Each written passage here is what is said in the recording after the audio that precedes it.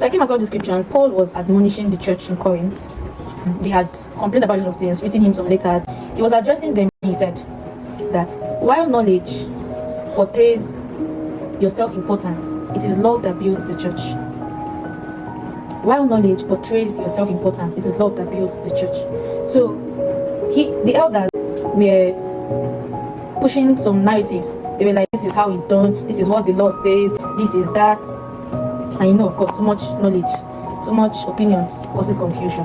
So Paul made that statement in response to all of those people's opinion. So that scripture resonated with me, struck me. Why? Because it's very, very relatable today in our contemporary society.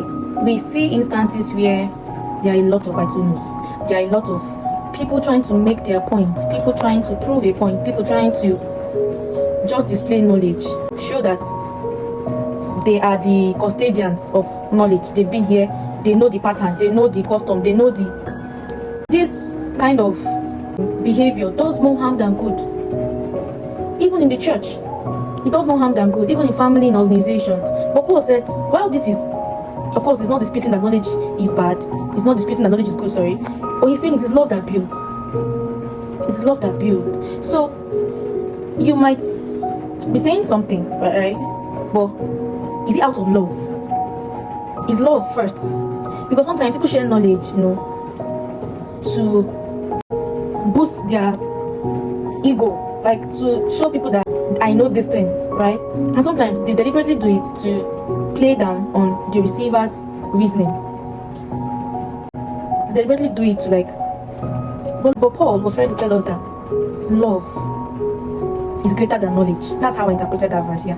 Because when you love, first of all, you tailor your communication in a manner that is compassionate, in a manner that is full of empathy. Yes, when you love, that's one. Secondly, when you love, you realize that it's not everything that is even worth sharing knowledge about. Especially if you know that this knowledge I'm about to share now might do more harm than good.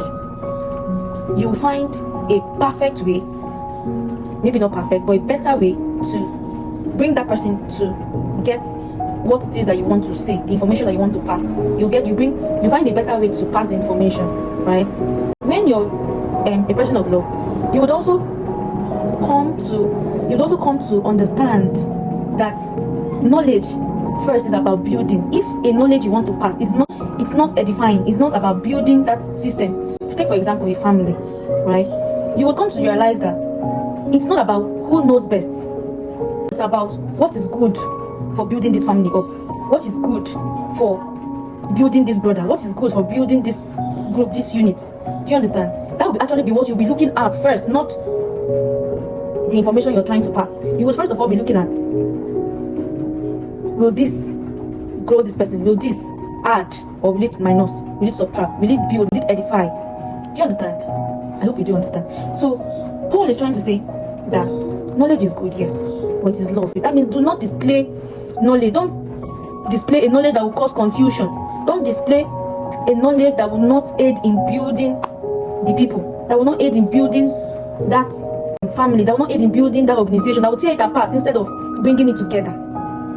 That will tear it apart instead of bringing it together. No, you don't pride yourself in sharing that kind of knowledge. Instead, you would let love live. If love in that situation demands that you shut up, yes, you will do shut up. If love in that situation demands that you let the other person's idea, opinion prevail, then you let it prevail.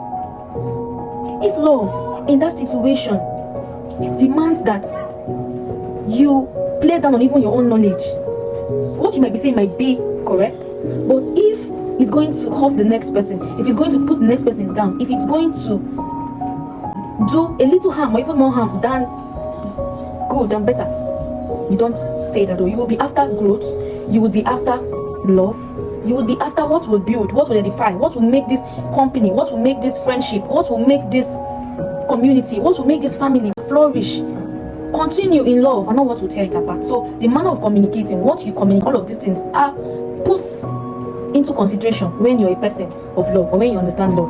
Paul even went on to say that people who think they know too much, in reality do not know much. Yes, that's the truth.